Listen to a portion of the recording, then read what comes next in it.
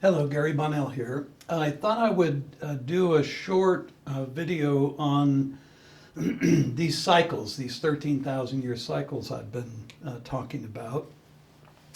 This information, by the way, when we cross that midpoint in the transition between the duality cycle and the unity cycle, when we crossed that midpoint, much more of the history of humanity was opened up in the Akasha. Now, the transition waves between cycles borrow 500 years from the previous cycle and 500 from the next. And that midpoint was between the 10 years between 2001 and 2011. Now, the transition started back around 500 years ago. So we are in this wonderful period now where we have the full influence of the unity energy. Even though we're not deeply into it yet, that would be in another 500 years, but the unity cycle is really upon us, and it is changing humanity very rapidly. The mutations, knots that were put on our DNA a long time ago, some of them are being activated. The one that's really causing a lot of change in consciousness is the mutation knot that is taking humans into a non-gendered state. Now, some of my friends are going, non-gender, you mean we won't have male and female? What about sexual pleasure? And, a lot of base conversations. Oh, yeah. So, if you can imagine being able to do a high five to somebody in the future and having more of a pleasure experience from that than you would ever have had in the short pleasure experience of sexual union. So when we think of this, we can't think of it in terms from the duality cycle. It's the unity cycle, and this connectivity thing that's happening is going to be pretty amazing. Now, this transmutation not to non-gender is causing first the consciousness to begin to shift. That's why we're getting a lot of people not identifying with their assigned gender at birth. So, excuse me. So a lot of things are really beginning to take place. But what I wanted to do was, first what I'm going to do is basically put up some angelic data.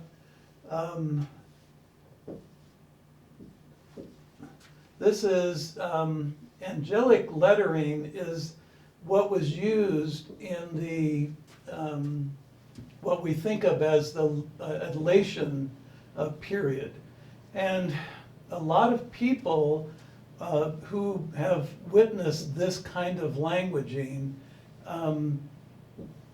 they've basically talked about it being a certain way, and there's a lot of conversation about it. And to be honest,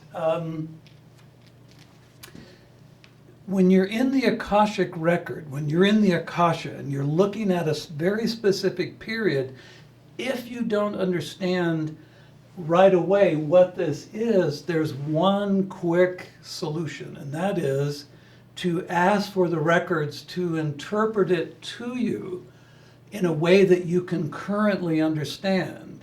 And what happens is then all of these associated symbols become connected to what we would think of as words. But it's really not a language, it's a telepathic communication.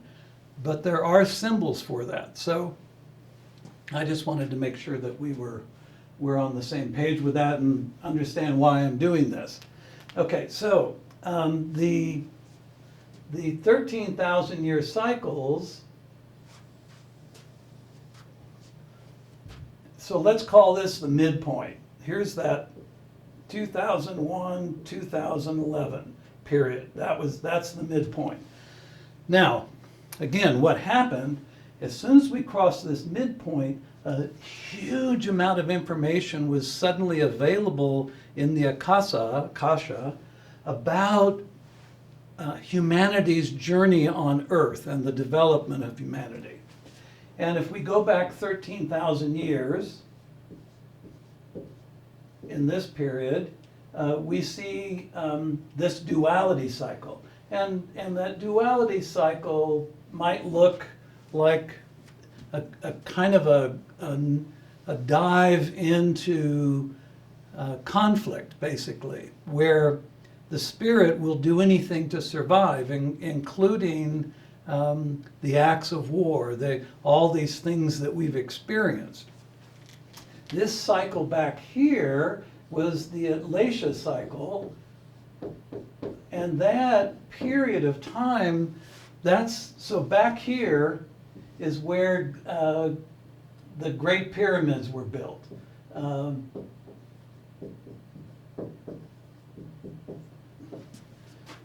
All of the pyramid cultures were back there, and the pyramid cultures are around the world, not just in Egypt, but in Slovakia, in China has 7 major pyramids that are much bigger than Giza. They were covered over to protect them from thieves and vandals. There are pyramids underwater near Japan. There are temples and pyramids throughout the Amazon jungle, in the waters of the Gulf, especially in the area around Cuba at about 250, 300 feet. It's really quite amazing, the pyramid culture that was on Earth. Göbekli Tepe is a very interesting ruin. It was covered over in the Younger Dryas period by the Great Wave of Water. We also have Pumapunku in Bolivia that was closer to the ocean level at one point, but because of the sudden rise of land, the sudden shifting, same thing happened to the Atlasia culture. If you Google the Eye of the Desert, that was the center area of the Atlasia culture. And when the land swelled up there, it took that capital area of Atlasia away from the waters, and it's now in the desert. The valley we think of as the Mediterranean was once this pristine valley. They've identified over 200 sites, archaeological sites from satellites in the Mediterranean. I mean, it's really quite amazing, the history of humanity. So when we go from the Atlasia cycle into this duality cycle, and this cycle, duality cycle, some people refer to and translate out of the Akasha as Urantia. So now we're going into this period where, here I'll use a purple, this now period is going to bring about complete connectivity for humans. And in this cycle, beginning right about here, let's call that 2037, there's going to be a profound shift for humans. And by the peak of it, all eternal souls are going to go to other systems, and earthborn souls are going to take over the threefold mind of each human. So we've got a lot of events that are going to happen. In 2057, there's going to be a reset of life on Earth. And yeah, I know that's, whenever I bring this up, I feel the tension within myself. I have descendants who will be alive at that point. What this is that if you look at the Earth and you look at all the different cycles of, the rise and falls of life, if you look at all of that, people say, well, the pyramids were built and then those people died off and the culture died off. No, it wasn't that. It was a complete and sudden reset. The Great Pyramid of Giza has within it, and the reason why it's an important structure, it has within it all of the records of all of these timelines prior to this news cycle.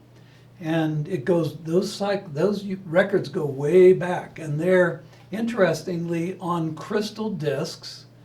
The crystal discs, we have the technology to read. We can store data in crystal and we can pull data out of crystal. So it's going to be real interesting when the war in the Middle East takes off the top of the pyramid, and that chamber that this is all held in is then exposed. So I know, war in the Middle East. Well, most of the nations in Europe are now armoring, and they're now deciding that they need to prepare for war because of what Putin is doing, and because of the threat of the politics deteriorating here in the United States. So go back to the reset. The people that built all those structures are no longer here because of a reset. The Bible calls it the Great Flood. Every culture on earth has a flood myth or a flood story. So when we look at humanity has gone through this over and over and over again.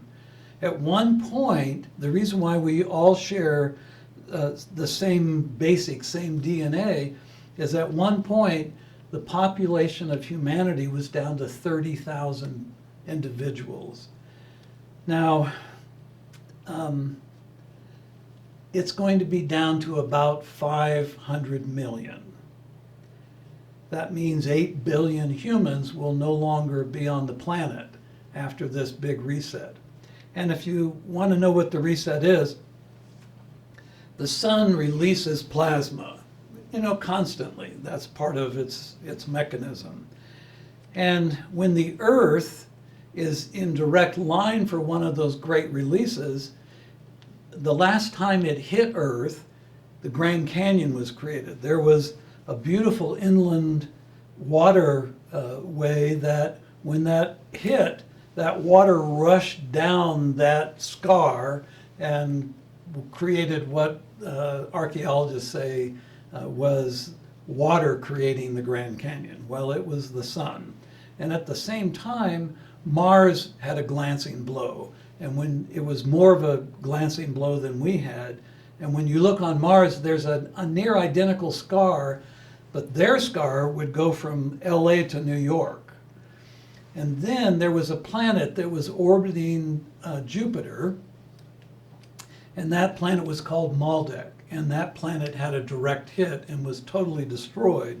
And that's the asteroid field between Mars and Jupiter. So, yeah, we're at that stage. We're basically what Christians might call end times. All of this is kind of, it's worrisome. It's devastating, yes. And it's what happens. It's the cycles of life on Earth. Gaia will reset life on Earth as Gaia has done at every other point. There will be earthborn souls that take the place of eternal souls. So when Earth renews, the humans on Earth are going to be body, spirit, and soul of the Earth. Imagine on the planet every human having the same type of consciousness as Jesus Christ or Mary, Mary Magdalene and Mary of Sepphoris. So when you think of that, everybody being a Buddha, everybody, having the profound intelligence and connectivity. So Yes, it's a reset. Sorry about that. Now, before 2037, the major shift in collective consciousness, there's going to be, in 2027, a short period from now, a revelation. And that revelation is going to be that those off-world beings that have helped guide the development of modern humans, the expansion of our intellect, the ability to have all this technology, that those beings are going to reveal themselves and say, here we are, we've been here all this time. Yes, we have been leaders in past timelines. Yes, we have been cultural leaders in past timelines. We're here. We want you to know that we're here to help in this transition that's going to take place. You know, that whole idea of Noah having a boat and putting 2 of everything on it, that's not actually what happened. What happened was there was a group of off-world beings that took life off Earth, the majority of life off Earth, to an adjacent dimension where life went into a suspended state. And it's really kind of a technology they use, these off-world beings use, to go from system to system. So it's this transmigration technology. And when Earth was suitable again, human life was, the vibration and frequency of human life was again placed back on Earth's surface and taken out of suspension. So for those forms of life, there would have been no time experience. They would have been suspended. So I know that sounds wild. I don't think it's any more wild than a little boat holding 2 of everything on the Earth. So anyway, any questions about this, please put them in the comments, you know, Facebook or my website, theknowingway.online, or in YouTube. So this is a big subject, and I love talking about it, and I've given quite a lot of information on it over the years. And I appreciate your listening, and hope to connect up with you guys again soon. Thanks.